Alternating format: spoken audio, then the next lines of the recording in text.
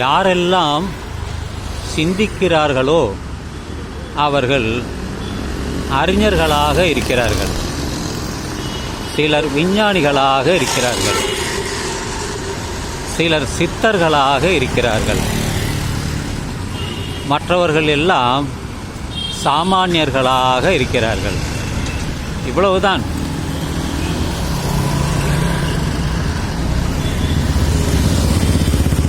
நன்றாக சிந்திக்கிறார்கள்.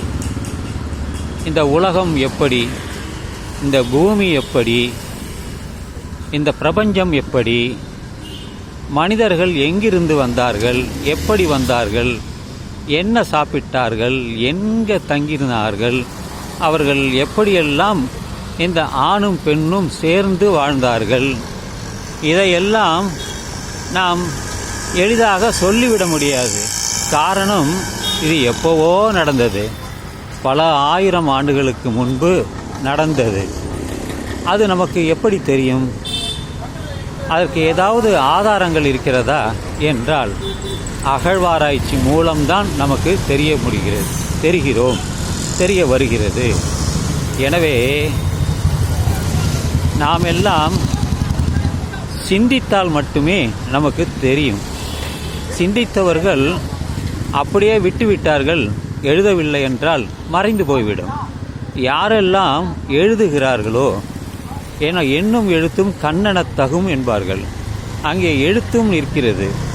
அந்த எழுத்தை ஓலைச்சுவடியில் எழுதினார்கள், கல்வெட்டுக்களாக எழுதினார்கள், தற்காலத்தில் புத்தகங்களாக இருக்கிறது. எனவே நாம் அறிய வேண்டும் என்றால் இதில் ஏதாவது ஒன்றை தேர்ந்தெடுத்து கொண்டு அதன் மூலம் நாம் தெரிந்து கொள்ளலாம். எனவே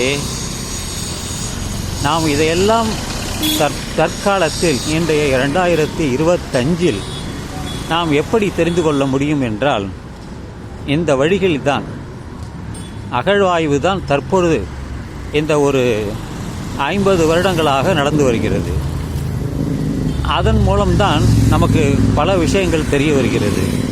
நாம் யார், எங்கிருந்து வந்தோம், எங்கே புறப்பட்டோம், எங்கே போகிறோம், இந்த செய்திகள் எல்லாம் நாம் வாசித்து தெரிந்து கொண்டால்தான் முடியும்.